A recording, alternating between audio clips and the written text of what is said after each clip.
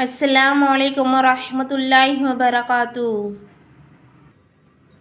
நம்ம இன்றைக்கி என்ன துவா பார்க்குறோன்னு பார்க்கலாங்களா?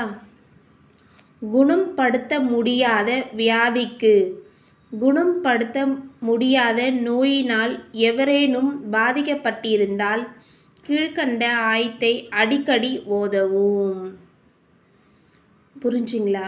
யாருக்காவது ஒரு உடல்நிலை சரியில்லாத இருக்குது அப்படின்னா அவங்களால குணமே படுத்த முடியாது அப்படின்னு சொல்லிட்டு அவங்களுக்கு அந்த மருந்தே எதுவுமே இல்லை, டாக்டர் கூட சொல்லிடுவாங்க நீங்களாட்டி முடியாது அப்படின்னு.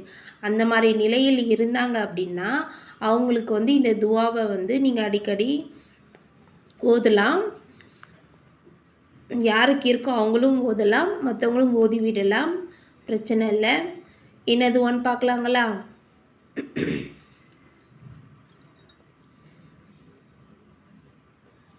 வா ஐயூப இது நாதா ரப்பஹு இன்னி மசனியல் லுரு வஅன்த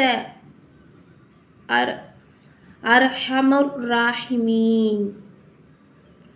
வா ஐயூப இது நாதா ரப்பஹு இன்னி மசனியல் லுரு வஅன்த அர்ஹமர் ராஹிமீன்.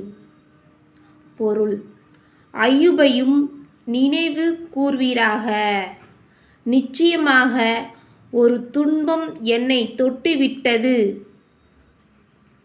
நீயே கிருபையாளர்களில் பெரும் கிருபையாளனாக இருக்கிறாய். ஐயூபையும் நினைவு கூர்வீராக, நிச்சயமாக ஒரு துன்பம் என்னை தொட்டுவிட்டது, நீயே கிருபையாளர்களின் பெரும் கிருபையாளனாக இருக்கிறாய். புரியுதுங்களா? ஐயூபை எதுக்கு நினைவு கூறுவீராக என்று அல்லாஹ் தஆலா கூறியிருக்கான் அப்படின்னா, ஐயூப் அலைஹிஸ்ஸலாம் அவங்களுக்கும் ரொம்ப உடல் குணப்பட முடியாத வியாதி வந்திருக்கு. அதுக்கு தான் அல்லாஹ் தஆலா இந்த வசனத்தில் கூறியிருக்கான். அவங்கள நீங்கள் நினைவு கூறுங்க. அவங்களுக்கு குணப்படுத்தாத அல்லாஹ் தஆலா அப்படி ஒரு நோயை அவங்களுக்கு கொடுத்துருக்கும்போது அதுவே அவங்களுக்கு ஷிஃபா ஆயிடுச்சு. அதே மாதிரி தான் நமக்கும் ஆயிடும். அதனுடைய அர்த்தம்தான் இது. அதுக்கு நம்ம இந்த துவாவை அடிக்கடி அவங்களுக்கு ஓதணும். குணப்படுத்த முடியாத வியாதிக்கு இந்த துவாவை இன்ஷா அல்லாஹ் கண்டிப்பாக உதவும். நீங்களும் ஓதுங்க. குணப்படுத்த முடியாத எந்த நோயாக இருந்தாலும் இந்த துவாவால் இன்ஷா அல்லாஹ் குணப்படுத்த முடியும். நீங்களும் அடிக்கடி ஓதுங்க. அல்ஹம்துலில்லாஹ்.